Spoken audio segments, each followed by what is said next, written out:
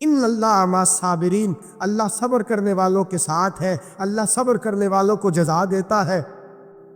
اور حضور نے فرمایا جب بھی تم پہ کوئی مصیبت آئے، الذین اذا اصابتہم مصیبہ قالوا انا للہ و انا الیہ راجعون، جب بھی کوئی مصیبت آئے پڑھا کرو انا للہ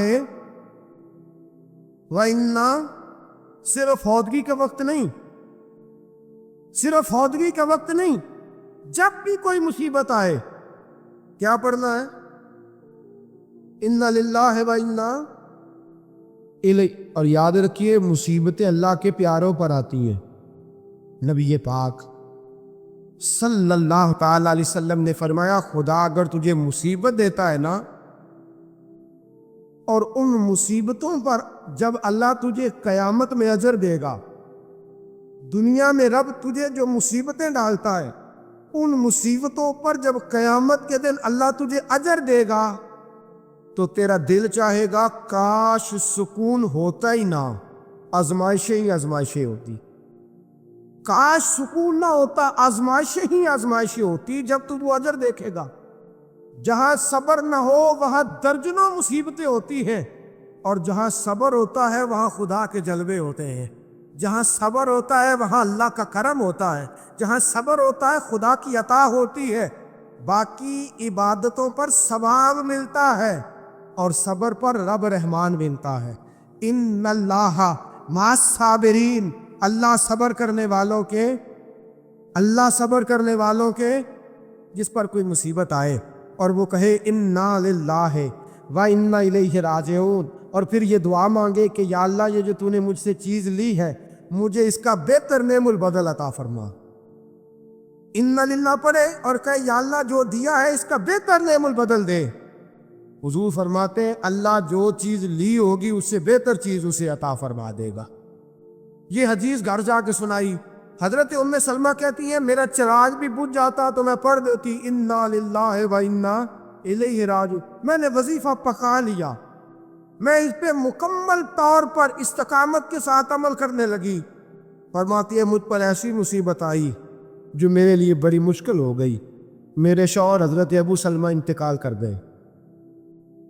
فرماتی ہے میں نے پڑھا انا للہ و انا الیہ راجعون، میں نے کہا یا اللہ مجھے بہتر نعم البدل عطا فرما۔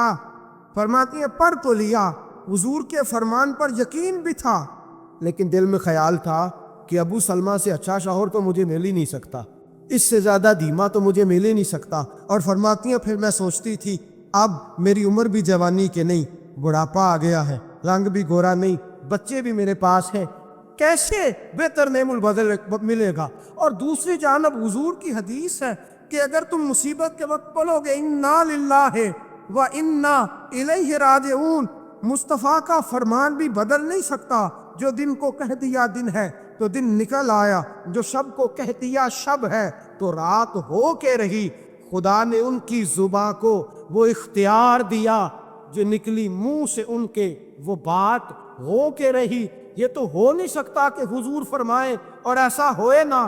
فرماتی ہیں پڑھ بھی لیا، عدت کے دن مشکل سے گزارے، عدت ختم ہوئی، میرے دل میں حدیث بھی ہے کہ حضور نے فرمایا اللہ بہتر نعم البدل دے گا، اور دوسری جانب یہ بھی ہے کہ ابو سلمہ سے اچھا شوہر نہیں مل سکتا۔ فرماتی ہے لوگو حضور کے فرمان پر قربان جاؤں اور مصطفیٰ کریم کی حدیثوں کے نثار جاؤں۔ مجھے تو اس وقت پتا چلا جب اللہ کے رسول نے پیغام بھیجا کہ میں تیرے ساتھ نکاح کرنا چاہتا ہوں۔ حضرت ام سلمہ ام المومنین رضی اللہ تعالیٰ عنہ فرماتی ہیں جب مصطفیٰ کا پیغام آیا تو فرماتی ہیں فوراً میرے لب پہ درود آیا، فوراً میرے لبوں پہ سلام آیا۔ میں نے کہا محبوبہ جو بھی فرماتے ہو سچ ہی فرماتے ہو، جو بھی کہہ دیتے ہو کمال ہی کہہ دیتے ہو۔ یا رسول اللہ میں کہتی کہ مجھے ابو سلمہ سے اچھا شوہر نہیں مل سکتا، اللہ نے مجھے کائنات میں سب سے اچھا شوہر عطا فرما دیا، کائنات میں سب سے۔ میں نے صبر کیا اور حضور کے فرمان پر عمل کیا کہ مصیبت آئے تو کہو انا للہ و انا الیہ راجعون۔ میں نے صبر کیا، شکر کیا، اللہ نے مجھے دھرتی پہ سب سے اچھا شوہر دیا۔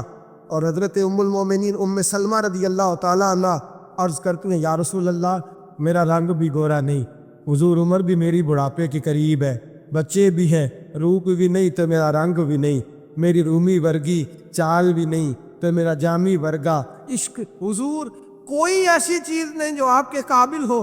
یا رسول اللہ تو امیر حرم میں غریب بے نوا، تو کجا من کجا۔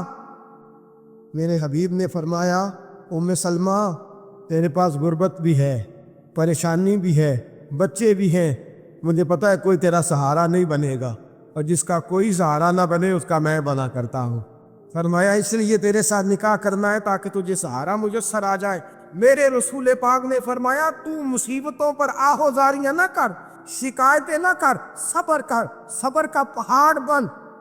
نبی پاک صلی اللہ علیہ وسلم نے فرمایا جب کسی کا بچہ انتقال کر جاتا ہے نا، ہاں بات بڑی مشکل ہے، کام بڑا مشکل ہے، جب کسی کا بچہ بیٹا یا بیٹی انتقال کر جاتا ہے، وہ کسی دانشور نے کہا تھا کہ میرا باپ انتقال کر گیا، 6 مہینے گزرے تو میرا 18 سال کا بیٹا بھی انتقال کر گیا۔ کہنے لگے میں نے اپنے 80 سال کے باپ کا جنازہ اٹھایا تو میری کمر نہیں جھکی، لیکن جب 18 سال کے بیٹے کا جنازہ اٹھانے لگا تو میری کمر جھک گئی، اور رو کے کہنے لگا لوگوں باپ کا جنازہ پڑھنا آسان ہے، دعا کرو کسی کو بیٹے کا جنازہ نہ پڑھنا پڑ جائے، بڑا مشکل کام ہے، بڑا کٹھن مرحلہ ہے، یہ بڑی آزمائش کا معاملہ ہے۔ نبی رحمت صلی اللہ علیہ وسلم نے فرمایا جب کسی کا بچہ انتقال کر جاتا ہے، جب کسی کا بیٹا یا بیٹی انتقال کر جاتا ہے، فرشتے اس کی روح لے کے اللہ کی بارگاہ میں جاتے ہیں۔ رب فرماتا ہے تم میرے بندے کے جگر کا ٹکڑا لے آئے ہو، اس کے وجود کا حصہ لے آئے ہو، اس کی روح کی ٹھنڈک لے آؤ ہو، بولو تو صحیح میرا بندہ کیا کہتا تھا، بتاؤ میرا بندہ کیا کہتا تھا، اس نے کیا کہا؟ فرشتے کہتے ہیں مولا جب ہم نے اس کے بیٹے کی روح قبض کی اور وہ اپنے بیٹے کی ملیت پہ آیا تو اس نے تیرا گلہ نہیں کیا، شکوہ نہیں کیا، بلکہ اس نے کہا انا للہ و انا الیہ راجعون، یہ دیا بھی اللہ نہیں تھا، لے بھی اللہ ہی گیا ہے۔ جب اس نے یہ بیٹے کی میت دیکھی ہے تو اس نے یہ کہا ہے کہ اللہ کا مال تھا، اللہ لے گیا۔ رب فرماتا ہے باقی کے کام چھوڑ دو، جنت کی طرف جاؤ اور میرے اس بندے کے لیے اور اس کے بیٹے کے لیے ایک مکان بنا دو، جنت میں جاؤ۔ دنیا کی زندگی تو تھوڑی ہے نا، اور آخرت کی زندگی حد ہی کوئی نہیں، اس کی حد ہی کوئی نہیں، کتنی لمبی ہے۔ فرمایا دنیا میں تو کٹھے نہیں رہ سکے، اب جنت میں مکان بنا دو، اس میں اس کا باپ بھی رہے گا، یہ بھی رہے گا۔ حضرت ابو ہریرہ رضی اللہ تعالیٰ عنہ فرماتے ہیں اللہ کے محبوب صلی اللہ تعالیٰ علیہ وآلہ وسلم کے صاحبزادے جناب ابراہیم علیہ السلام فرماتے حضور کے صاحبزادے آپ رات کو جب ان کی ولادت ہوئی تو نبی کریم علیہ السلام ہمارے درمیان آئے۔ جاگیے ذرا غور فرمائیے گا بات پہ۔ سید عالم صلی اللہ علیہ وسلم تشریف لائے اور ہم نے حضور کے چہرے کو چمکتے دیکھا، ہم نے آنکھوں میں ایک خوبصورتی، ایک رنگ ڈھنگ دیکھا۔ ہم نے کہا یا رسول اللہ موڈ مبارک بڑا اچھا ہے، حضور کوئی خیر کی خبر ہے؟ فرمایا مجھے مبارک دو، اللہ نے مجھے بیٹا عطا فرمایا ہے، میرے آنگن میں پھول کھلا ہے، خدا نے مجھے بیٹے کی دولت پہ نوازا ہے، میرے آنگن میں پھول کھلا ہے۔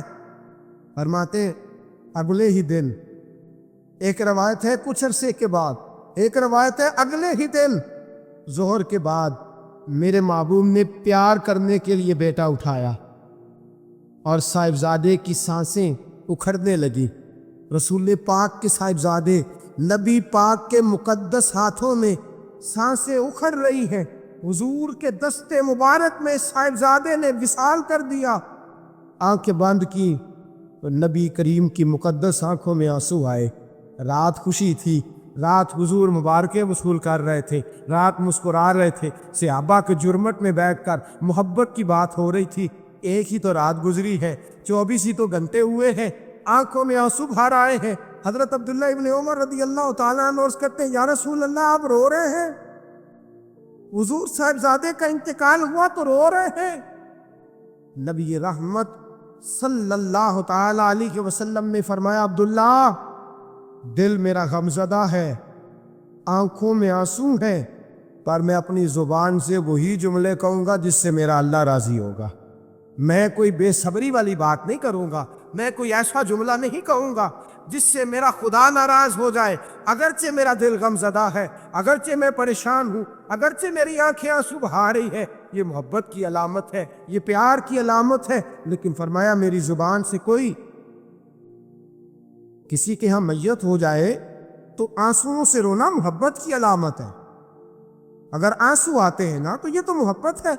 हजरत उस्मान बिन मज़ऊन रज़ी अल्लाह ताला अन्हु का विसाल हुआ तो अल्लाह के महबूब की आंखों में आंसू आए। सैयदा आयशा सिद्दीक़ा रज़ी अल्लाह ताला अन्हा ने कहा, या रसूल अल्लाह, आप रोते हैं? फरमाया, ये आंसू मोहब्बत की अलामत है। खुदा को बैन करना नापसंद है, शोर करना नापसंद है, बातें कर कर के रोना, शोर करना, आहोजारी करना, मातम करना, वरना ये चीज़ें खुदा को पसंद नहीं। शोर करना, बिलखुसूस ख़वातीन इस बात पे ज़रूर तवज्जो करें, उसकी बातों का तज़किरा कर कर के रोना, ऊंची ऊंची आवाज़ में बयान करना और बार बार तड़प तड़प के कहना, क्या बनेगा, कहाँ जाएंगे, कैसे गुज़र औक़ात करेंगे, ये जुमले कहना अल्लाह के रसूल को इतना नापसंद है, इतना नापसंद है कि नबी पाक सल्लल्लाहु अलैहि वसल्लम ने फरमाया, जो औरत मैयत पर बयान करती है या जो शख्स मातम करता है, फरमाया वो तो मेरी उम्मत में ही शामिल नहीं है। फरमाया मैं तो उसको शामिल ही नहीं समझता, लईसा मिन्नी, वो हम में से नहीं है। सब्र करे, ठहर जाए, अल्लाह की रज़ा पे राजी हो जाए, कज़ा पे राजी हो जाए, झुक जाए खुदा ने। इतना शोर करना, इतनी आहोजारी करना, और माज़अल्लाह बाज़ों का तो कुफरिया जुमले बोले जाते। इंतकाल हो गया, तभी मौत चला गया, हार्ट अटैक से इंतकाल, तो कहते हम पे जुल्म हो गया है। माज़अल्लाह, आप अल्लाह को जालिम कह रहे, खुदा को जालिम कह के कुफर इकट्ठा कर रहे, कुफरिया फिक्रे बोले जाते हैं। माज़अल्लाह ताला सुम्मा माज़अल्लाह, ऐसी बातें की जाती हैं जो शरीयत इस्लामिया में सख्त सजा के मुस्तहिक है। सब्र करना, हौसला करना, आंसुओं से रोना, अपने दिल के अंदर मोहब्बत रखना, लेकिन कभी भी किसी मौका पर भी अपनी जुबान से गिला करना, शिकवा करना, शिकायत करना, किसी बाबत कोई बात भी करना, दोस्तों ये शरीयत इस्लामिया में जायज़ नहीं। सब्र करें, सब्र का पहाड़ बन जाए। 500 साल फिरौन ने दावा खुदाई किया है, माज़अल्लाह। 300 साल फिरौन का हाल ये था कि नंगे पांव कांटों पे चलता था और उसके पैर में कांटा भी नहीं चुभता था। फरिश्ते कहते हैं, या अल्लाह ये क्या है? वो तो और डट जाएगा कि मैं खुदा हूं। फरमाया, मोहलत दे रहा हूं। जो बीमार होते हैं वो अल्लाह के फरमा बरदार होते हैं, उनको तो साथ साथ थोड़ी थोड़ी तकलीफ दे के अल्लाह माफ करता रहता है, वरना झील देता। एक सहाबी है, तबक़ात इब्न साद में रवायत है, एक सहाबी अपनी बीवी से कहते हैं पानी लाओ, रात का वक़्त है, आंख खुली तो कहते हैं उठ पानी ला। बीवी प्याले में पानी लाई, सो गए, आंख लग गई। फरमा बरदार बीवी सारी रात पानी लेके खड़ी रही, सारी रात। कभी सुनते थे हम भी बुजुर्गों से कि बीवी ऐसा करती नहीं, कभी सुना करते थे। वो शौहर भी बड़े तकवा और तारत वाले होते थे तो बीवियां भी बड़ी फरमा बरदार होती कि सारी रात बीवी पानी का प्याला लेके खड़ी है। सुबह आंख खुली तो अपनी बीवी से कहने लगे, क्या बात है तेरी, मांग तू क्या मांगती है, आज तू जैसे कहेगी मैं वैसे कर दूंगा। सारी रात तू खड़ी रही, बोल जिस तरह तू कहेगी। बीवी ने अजीब ही बात कर दी, कहने लगी आप इस तरह करें मुझे तलाक दे दो। अब बात कर बैठे थे कि तू जैसे कहेगी, और सहाबा सच्चाओं लोगों की जमात है, सच्चाइयां उन पे नाज करती हैं। तेरा वादा है कि तू जैसे मैं कहूँगा वैसे, जैसे मैं कहूँगी तू कर देगा, मुझे तलाक दे दे। शौहर बड़ा परेशान हुआ, मैंने वादा कर लिया था जैसे तू कहेगी, अब तू कहते हैं तलाक दे दे, ये कैसे मुमकिन है? इतनी फर्मा बरदार बीवी, इतनी अच्छी बीवी दोबारा मुयस्सर आना मुझे नामुमकिन नजर आता है। मैं कैसे तलाक दे दूं? वादा भी है, बात भी कर ली है। اب تیرا مطالبہ بھی ہے، کیا کروں؟ بڑے پریشان ہو گئے۔ جب کسی طور بھی بات ہے نا مشکل مرحلہ، بات مشکل ہے نا، جیسے تو کہے گا کہے گی میں ویسے، بندہ دعویٰ وہ کرے جو اس سے ہو جائے گی بات، جو دعویٰ کر۔ اچھا کچھ دوست آ کے کہتے ہیں جی کوئی حکم، کہتے ہیں نا، تو اگر ان کو یہ حکم دے دیا جائے کہ چھت پہ کھڑے ہو جاؤ ساری رات نماز پڑھو تو کیسا؟ مشکل ہے نا۔ تو بندہ یہ کیوں نہ کہے کہ جناب آپ حکم کریں، اگر میری پہنچ میں ہوا تو میں اس پہ عمل کروں گا۔ اور پھر اگر حکم سنایا جائے نا، میں تو کبھی کبھی جو دوست قسم کے میرے تعلق والے لوگ ہیں وہ کہتے ہیں نا کوئی حکم، تو میں کہتا ہوں پہلے پکی بات کرو، پورا کرو گے نا؟ ایسے نہیں حکم کرا لینا چاہیے، پہلے پکی بات کرو، کر لو گے جناب کوئی حکم کسی قسم کا، حالانکہ ایسا ہو سکتا یا تو بندہ اچھا صحابی کہہ بیٹھے جیسے تو کہے گی کر لگی طلاق دے دے۔ بڑے پریشان ہوئے، کہنے لگے ایک موقع دیتی ہے، صبح چلیں گے حضور کی بارگاہ میں اور ہم دونوں اپنا مسئلہ پیش کریں گے، پھر جیسے اللہ کے نبی فرمائیں گے ویسے کر لیں گے۔ چلو ٹھیک ہے، اس پہ بات ختم ہوئی، سو گئے۔ صبح اٹھے، گھر میرا دور تھا، دونوں میاں بیوی آ رہے ہیں مسجد نبوی کی طرف، رستے میں بیوی شوہر کو ٹھوکر لگی اور اتنا سخت گرے، ایک زخم پیر پہ، ایک ہاتھ پہ، ایک سر پہ، خون بہنے لگا۔ بیوی کہنے لگی اٹھیے اور گھر چلیے، مجھے طلاق نہیں چاہیے۔ اٹھے، گھر چلے، میں آپ کی مرہم پٹی کرتی ہوں، گھر چلتے ہیں، مجھے نہیں طلاق چاہیے۔ کہنے لگے بھائی تو یہ عجیب منطق ہے، ساری رات میں سو نہیں سکا، پریشان رہا، صبح سے بھی آج پریشان رہا، میرا اتنا وقت بے چینی، پہلے طلاق چاہیے اب نہیں چاہیے، ماجرا کیا ہے؟ کہنے لگی اصل بات یہ ہے کہ میں نے اپنے رسول پاک صلی اللہ علیہ وسلم کی حدیث سنی، حضور نے فرمایا جس سے اللہ پیار کرتا ہے اسے مشکل میں ڈال دیتا ہے، اس پر کچھ مصیبتیں آ جاتی ہیں جس سے اللہ محبت کرتا ہے۔ تو میں جب سے تیرے گھر آئی تھی میں نے کوئی مصیبت نہیں دیکھی تھی، تو میں سمجھنے لگی تھی کہ اللہ تجھ سے پیار نہیں کرتا، لیکن آج تجھے چوٹ لگ گئی ہے، تجھ پر کچھ تھوڑی مشکل آئی ہے، تو مجھے سمجھ آئی ہے کہ نہیں اللہ تجھ سے پیار کرتا ہے، لہذا میں تجھ سے طلاق نہیں رہوں گی، تیرے گھر کے اندر ہی وقت گزاروں گی۔ بھائی وقت دیں حالات کو، حالات بدل جاتے، تبدیلی آ جاتی۔ اللہ تبارک و تعالیٰ کمزوروں کو طاقتور کر دیا کرتا ہے، غریب کو امیر بنا دیا کرتا ہے۔ اللہ تبارک و تعالیٰ ان لوگوں کو جن کی کوئی آواز سننے والا نہیں ہوتا، ان کی چھوٹی آواز کو اللہ قوت دے دیتا ہے، طاقت دے دیتا ہے۔ شرط یہ ہے کہ آپ استقامت کا مظاہرہ فرمائیں، صبر کا مظاہرہ فرمائیں، آپ تھوڑا اپنی زندگی میں ٹھہراؤ لائیں، آپ تھوڑا حوصلہ کریں۔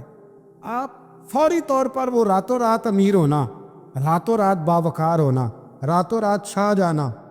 ہمارے ایک بزرگ فرمایا کرتے تھے جتنا تیز دوڑو گے نا سامنے سے ہوا بھی اتنی تیز ہی پڑے گی۔ فرماتے تھے اگر بس پہ سیٹ نہیں نہ ملی، پچھلی بس کا انتظار کر لو، چھت پہ بڑی ہوا لگتی ہے، اور اگر تم جلد باز ہونا کہ جانا میں نے ابھی ہے، تو فرمایا پھر چھت پہ بیٹھنا پڑے گا تو ہوا بڑی تیز پڑے گی۔ پھر تھوڑا کر کے، حوصلہ کر کے، احتیاط کے ساتھ آپ سفر کریں، اپنی زندگی میں وہ استقامت لائیں جو ہمارے بزرگوں کا طریقہ ہے، وہ حوصلہ لائیں جو ان کو بڑا کرتا، وہ والا ماحول لائیں جس سے ان لوگوں کے اندر طاقتیں آئیں۔ تو بھائی یاد رکھیں، آپ حالات کو وقت دیں، حالات کو۔ آپ چلے گئے ڈاکٹر کے پاس دوائی لینے، اس نے آپ کو دوائی دے دی 1 مہینے کی، اس نے کہا ایک گولی صبح کھانی ایک شام کھانی، یہ سیرپ ہے اتنا بڑا، 1 چمچ صبح پینا 1 شام پینا ہے۔ تو آپ نے کہا نہیں میں نے تو 2 گھنٹے میں ٹھیک ہونا ہے، تو ساری بوتل ہی نہ پی جاؤں، ساری گولیاں اکٹھی نہ کھا جاؤں، چونکہ ٹھیک جو ہونا ہے ہو جائیں گے آپ ٹھیک۔ وہ کہتا ہے 1 چمچ پینا ہے، 2 نہ پی لینا، یہ دوسرا اثر بھی ہو سکتا ہے، سائیڈ افیکٹ بھی ہو سکتے ہیں، آپ اس کو احتیاط سے لینا۔ اور کچھ گولیاں ایسی ہیں جو ڈاکٹر کہتا ہے پوری نہیں کھانی، آدھی کھانا، تو پھر پوری کھا لیتے ہو۔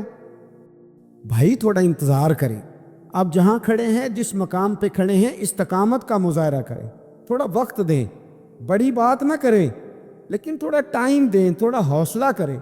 ہم فوراً رزلٹ اناؤنس کرتے ہیں فوراً. میرے سنگی کئی دفعہ کہتے ہیں کہ حضرت صاحب آپ کیسا محسوس کرتے ہیں؟ تو میں کہتا ہوں میں تو سیدھا سیدھا محسوس کرتا ہوں. ہمیں لوگ فون کرتے ہیں ٹائم دو، جس کو دے دیا اس کے کاغذوں میں ویری گڈ ہے، اور جس کو نہیں دیا وہ سلام بھی نہیں لیتا، فون بند کر دیتا ہے. چھٹی ویری گڈ آپ اس کے کاغذوں میں جس کی بات پہ آپ پورے، اور جس کو آپ کہہ رہے ہیں کہ نہیں ذرا تو پیار کر، محبت کر، تو ٹائم دے، تو وہ اس بات کے لیے تیار ہے. تو آپ صبر کریں، آپ حوصلہ کریں، آپ جس سٹیٹس میں، اور زندگی میں یاد رکھیں، جتنا کوئی آپ کو اونچی اور بڑی جگہ پہ بیٹھا نظر آئے گا نا، اتنا زیادہ آزمائش کا شکار ہوگا وہ شخص. اس کے لیے روز ایک چوراہا ہے، روز ایک چوک ہے.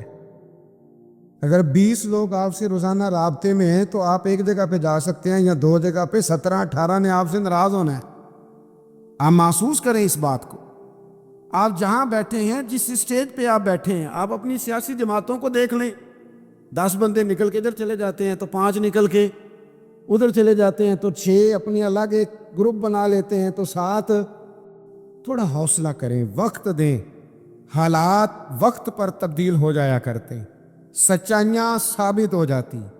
جلد بازی والے ماحول سے نکلیں. حوصلہ، توانائی، یہ درست ہے کہ ہم انسان ہیں، کمزور ہیں، ہمیں پریشانی ہوتی، ہمارے اعصاب پر چیزیں سوار ہوتی ہیں، ہم ٹینشن بھی لیتے ہیں. لیکن بہرحال جب آپ کو آپریشن کرانا ہے تو پھر آپ کو تھوڑی دیر کے لیے آنکھیں بند رکھنی پڑیں گی. جب آپ کو ٹھیک ہونا ہے تو پھر آپ کو بیماری کو وقت دینا ہی پڑے گا، پھر آپ کو انتظار کرنا ہے. اور وقت بہت بڑا منصف ہے. او بھائی، بہت بڑے فیصلے ہو جاتے، بڑے بڑے انصاف ہو جاتے. اگرچہ وقتی طور پر فضا کچھ اور بنتی ہے، لیکن سچ ہمیشہ سچ ہوتا ہے، حق ہمیشہ حق ہوتا ہے، حق نکھر جایا کرتا. بہت سارے جھوٹ اور پراپوگنڈے کے بیچ میں سے سچ میں طاقت ہوتی ہے. وہ خود اپنی قوتیں بنا کے بیچ میں سے اڑ جایا کرتا ہے، اور اڑ کے وہ چھا جایا کرتا ہے. اس کے اندر قوت ہوتی ہے، ہمت ہوتی ہے.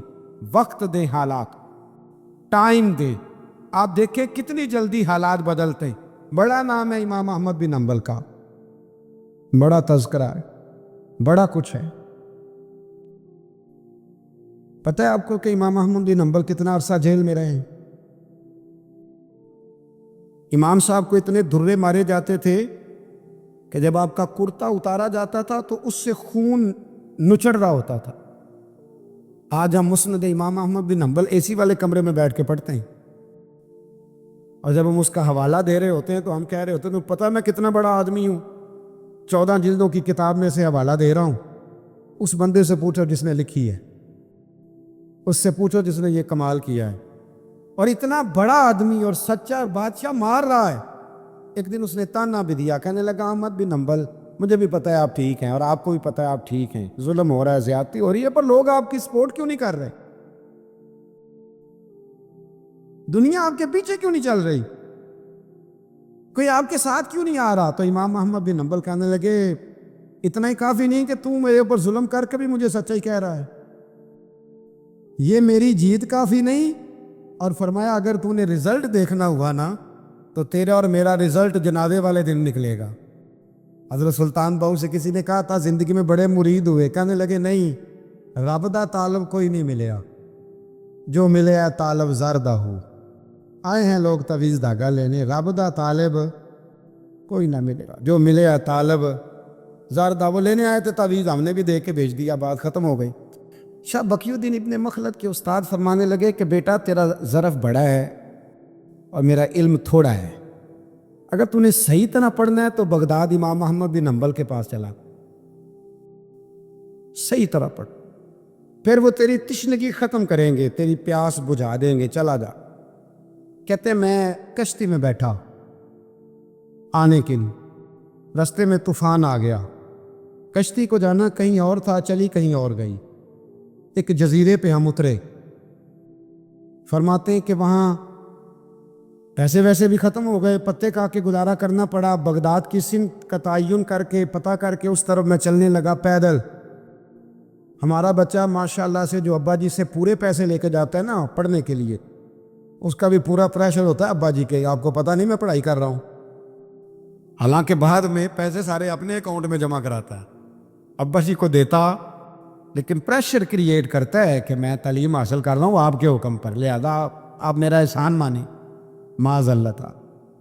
کہتے میں تعین کر کے بغداد کی سمت چلنے لگا، شہر بغداد دی کی یہ نشانی، کہتے میں جا رہا ہوں اس سمت، پتے بھی کھانے پڑے رستے میں، 1.5 مہینہ لگا تو میں بغداد پہنچا۔ اب میں نے لوگوں سے پوچھا کہ امام احمد بن حنبل کا مدرسہ کہاں ہے؟ جب میں نے کہا نا امام احمد بن حنبل، تو ایک زمانے میں نام بجتا تھا، ڈنکا بجتا تھا، آج جیل میں۔ جب کہا نا امام احمد بن حنبل تو جس سے پوچھا کہنے لگا چپ کر جا، ان کا ذکر نہ کرنا، تو ان کا نام لیتا ہے جیل ہی جاتا ہے، ان کا نہ نام لینا، خبردار۔ کہتے میں نے کہا کیا ہوا؟ کہا بادشاہ مخالف ہو گیا، امام صاحب کا دارالعلوم تو بند ہو گیا، وہ تو گھر میں قید ہیں۔ توجہ ہے میری بات پر؟ یہ ذوق اگر اسٹوڈنٹ کا بنتا ہے نا، تو استاد پڑھانے والا نہ بھی نہ ہو تو وہ استاد کے سینے سے علم کھینچ لیا کرتا ہے، کھینچ لیا کرتا ہے۔ حضرت فقیر محمد چرائی رحمۃ اللہ علیہ کے ایک مرید تھے، حضرت نے انہیں بڑا کچھ نوازا، تو کچھ لوگ کہنے لگے حضرت جی اسی کو سارا کچھ دے دیا ہے۔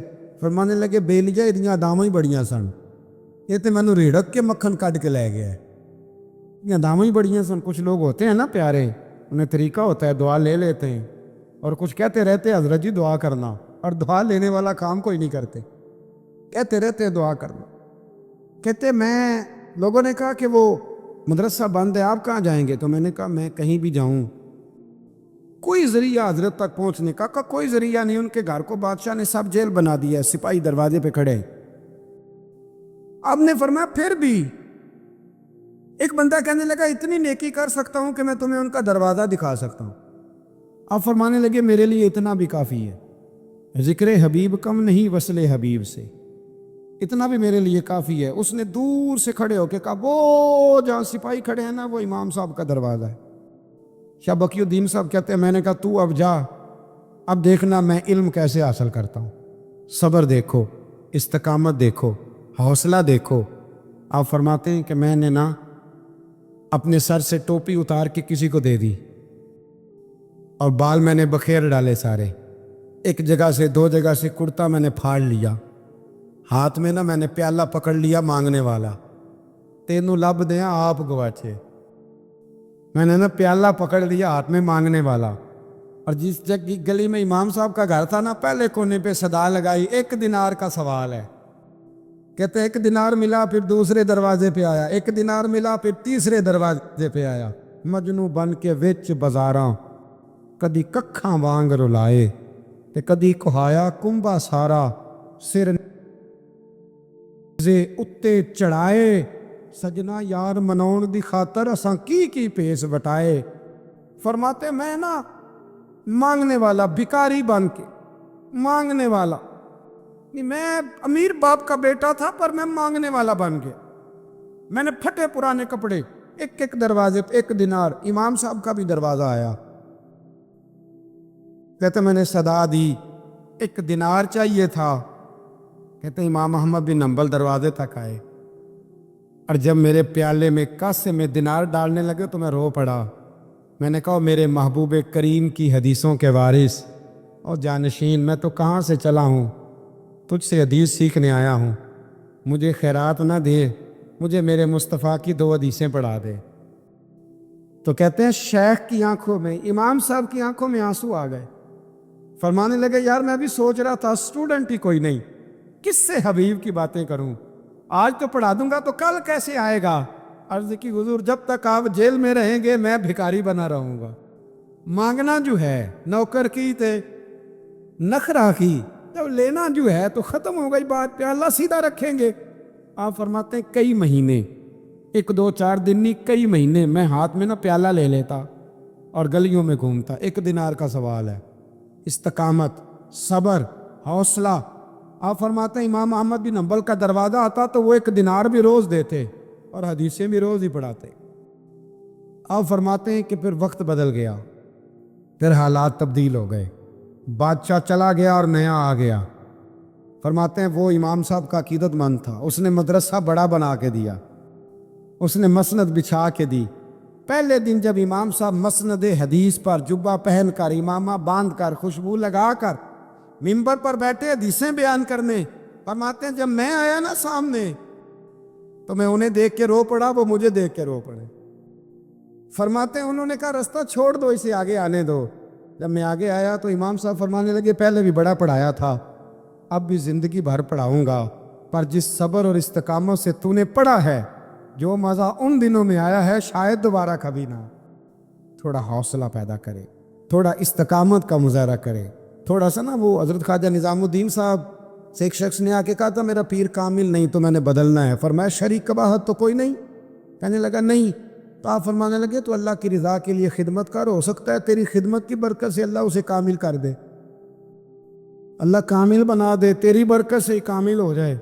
تھوڑا استقامت کا ماحول بنائیں۔ میں اس زمانے میں جو سب سے زیادہ کمزوری محسوس کرتا ہوں لوگوں کے اندر، یہ ہے کہ تدبر نہیں، حوصلہ نہیں۔ ایک بت ہوتا ہے میری ذات کا جس سے میں ساری زندگی باہر نہیں نکل پاتا۔ میں کہتا ہوں جو میں کہہ رہا ہوں وہ ہونا چاہیے، جو میں چاہ رہا ہوں وہ ہونا چاہیے، جو میری خواہش ہے وہ ہونا چاہیے۔ ایسا نہیں ہوگا، خواہشیں آپ کریں گے، چاہتے آپ کریں گے، پر پوری اللہ اپنی حکمت سے کرے گا، پورا اللہ اپنی۔